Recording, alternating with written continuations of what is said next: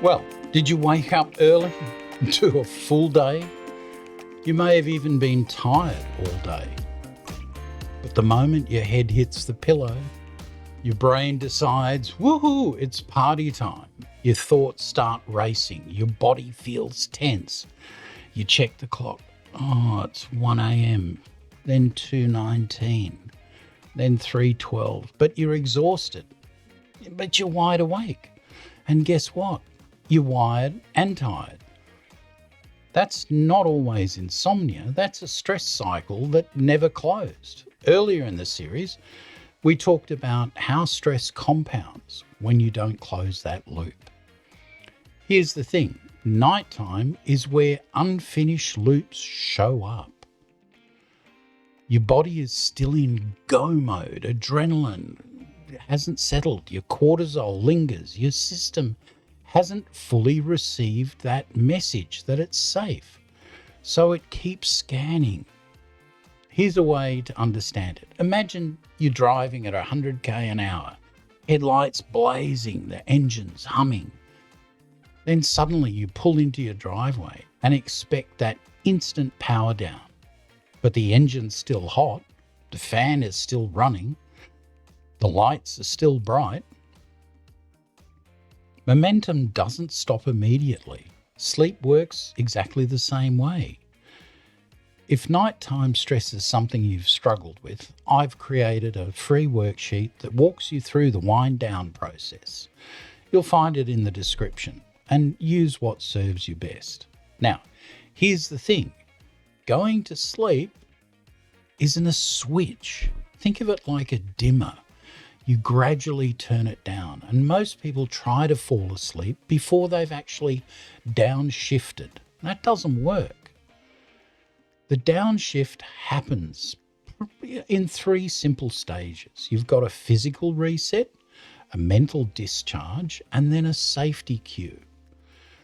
So let's tackle that downshift, 1 stage at a time. So the physical reset, slow breathing, longer exhales, maybe legs against the wall, maybe a gentle stretch.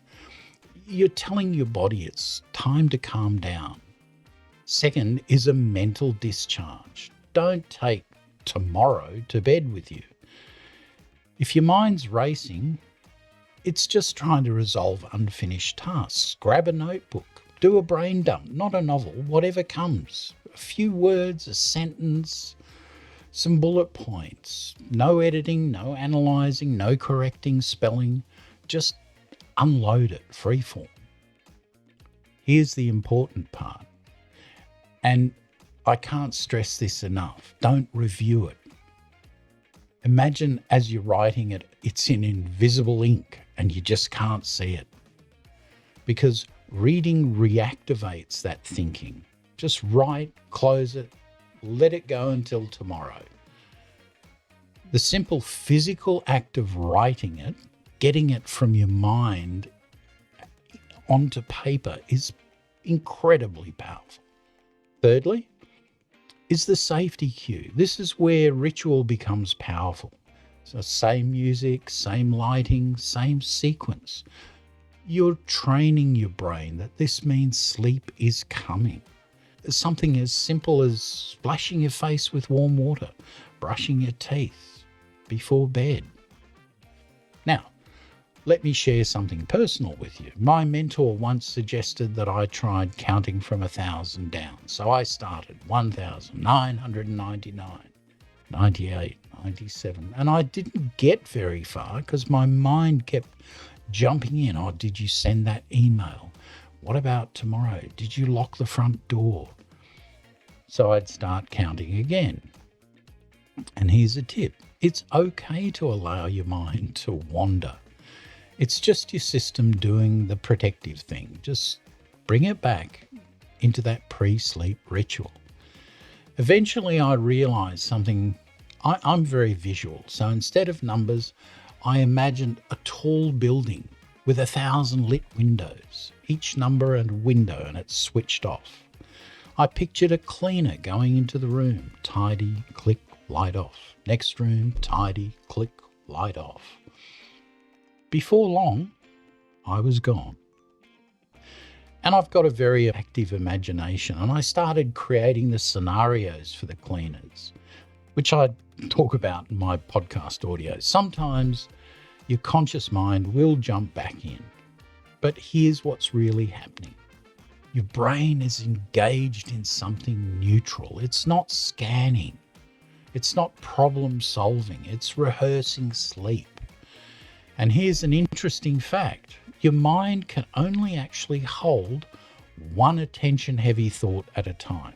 So if you gently occupy it with something neutral, there's less space for scanning and overwhelming thoughts to jump back in.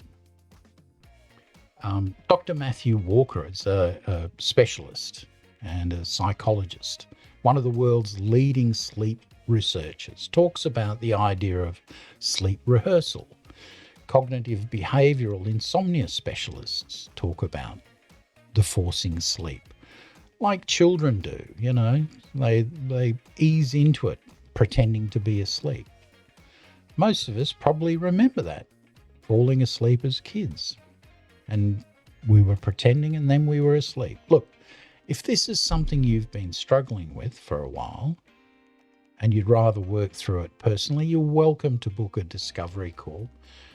It's a simple way of seeing whether it feels right for you to work with me, and the link's in the description. Now, the key is this. If your body has forgotten how to sleep, that's not your fault. It's been stuck in stress sleep for too long. It's a pattern. You're not broken, you're activated. So instead of falling asleep, downshift, close it, close the loop, lower the dimmer. Give yourself a safety signal. In the next episode, we'll cover something that's often underneath that, the decision loop under pressure. And be patient with yourself. Remember, your system is just trying to serve you. I'll see you in the next Making Decisions Under Pressure episode.